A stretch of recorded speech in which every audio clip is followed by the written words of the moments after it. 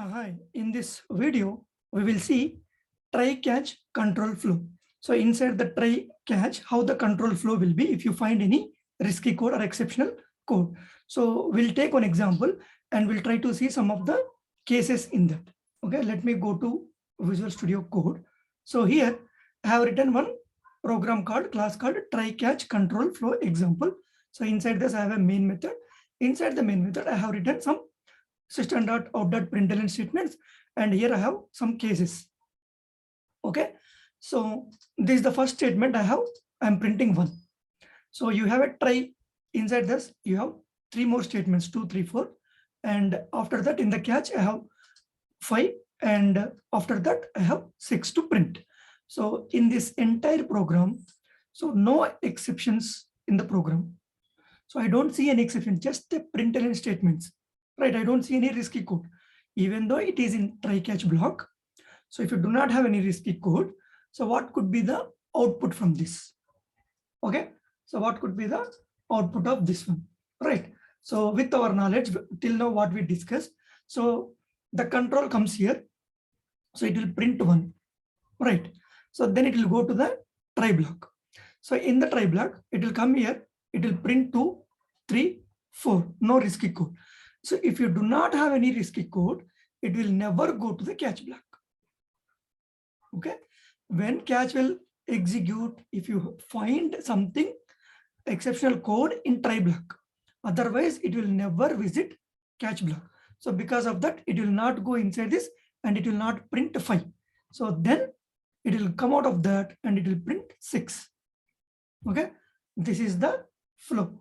If you talk about the here, we'll see the output. Okay, so it will print 1, comma 2, comma 3, comma 4, comma 6. And how the execution is, this is normal termination, but smooth termination. Abnormal, not abnormal termination. Okay, smooth termination. Okay,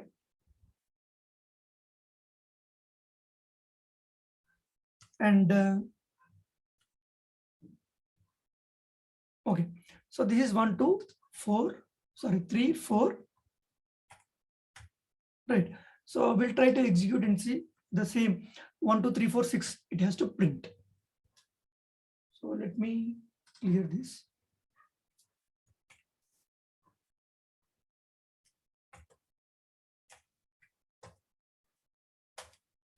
So it has to print 1, 2, 3, 4, 6. 1, 2, 3, 4, 6, and smooth termination. I did not see any issues. Okay, this is case 1. So exception at statement 2 and corresponding handling code available.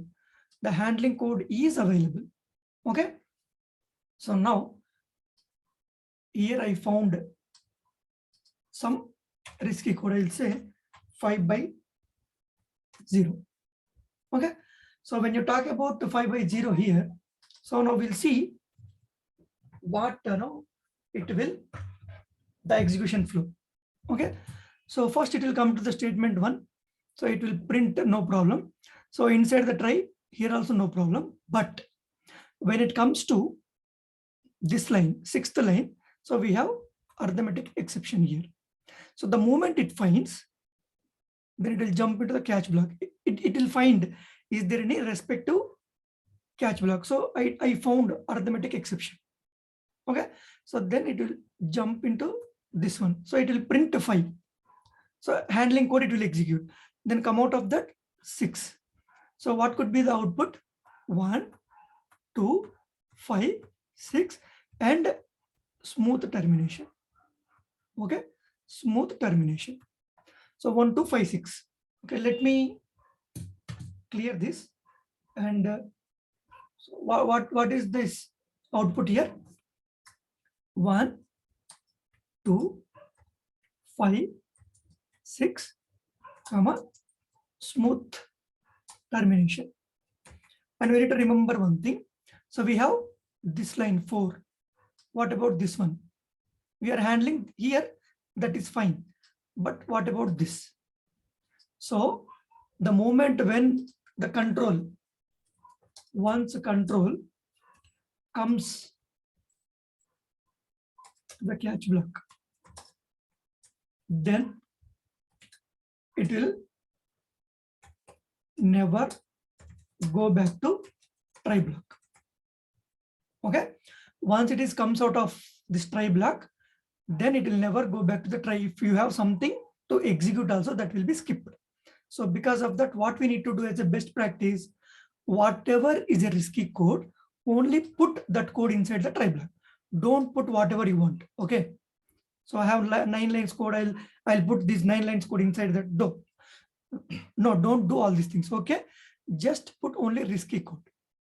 Wherever you feel that this there might be option or no possibility having exception, only put that logic inside the try block. Okay, so because of that, I'm losing this execution of this statement 4, right? Printing 4, right? So output is 1256. Okay, so let me execute this.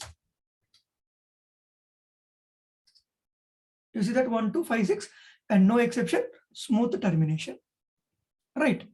So fine. Now I have another exception raised statement to the same way, and corresponding handling code not available. So I'm not handling properly. Okay, so now what I'll put here, so this is arithmetic exception, so I'll put IO exception. Okay, so I'll put IO exception. There is no corresponding handling code is not available. Okay, so in this scenario, what will happen? Right, so now if you discuss about this, so it will come here, it will print 1. Okay, so comes in this, it will print 2. After that, you found exception, but this is arithmetic exception. To handle arithmetic exception, I do not have any catch. Okay, no handling code for arithmetic exception. I have a handling code for IO exception, not arithmetic exception. So this is not useful for this exception, so it will not come here. So obviously there is no handling code, so your program will terminate. What terminate? Abnormal terminate. So don't even, it will not execute this out of this catch block also. How we saw without handling code, right? Default exception handler, how it will behave. Here also same thing, 1 to abnormal termination. Okay, so now what I'll do, I'll clear this. And what is your output? 1, 2, 1, 2, and abnormal termination. Okay, abnormal termination. So we'll try to execute and see what happens here now. You see that? What is happening?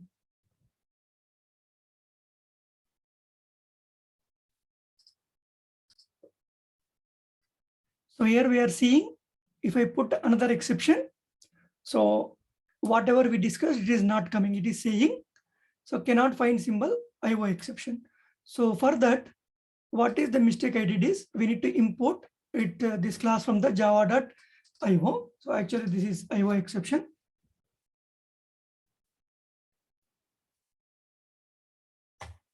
So even then also, you just observe what happens. You see that IO exception is never thrown in body of corresponding try statement. So you will get something like this.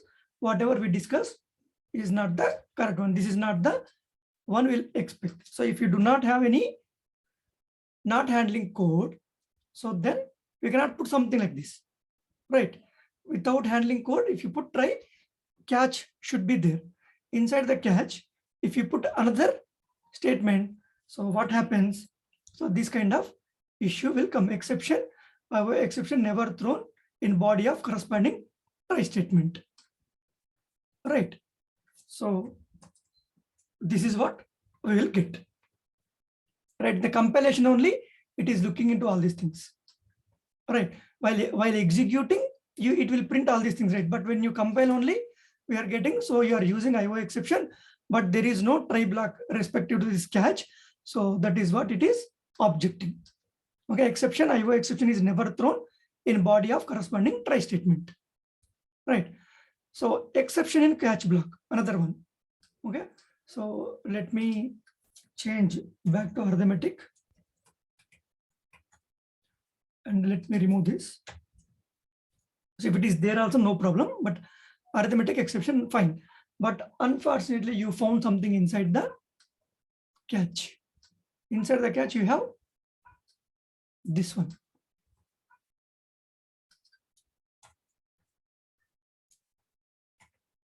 Okay. So there is no rule that inside the catch block, you will have a smooth code. We don't know. Unknowingly, we might put some exception code inside the catch block also. Right.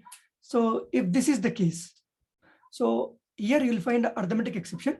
So it will jump into this. Here also you are getting arithmetic exception. So obviously this is not smooth execution. So, but we'll see what happens exactly.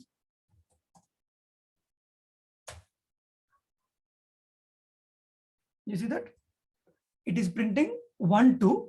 You got this problem. So you came here. Here also same problem. Terminated. Nothing. 6 will not print. You see 1, 2 and the exception. Right. 1, 2 and then what? 1, 2 and abnormal termination. Okay. So this is what the execution flow will be. Okay. So different ways, like if you do not have any, if you have try catch block, if you do not have any risky code, it will execute. It will never go to the catch block. If you try executed smoothly, it will never go to the catch block. So once come to the catch block, it will never go to the try block and it will not execute remaining code. Okay.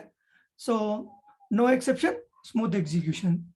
So if you have any corresponding handling code, then smooth execution. If you do not have any handling code, then abnormal termination. Here also this one and abnormal termination. Okay. So if you have something in the catch block, then also abnormal termination. How you can handle this one? If this is the case, you again put in the try catch. You can put something like this. Okay.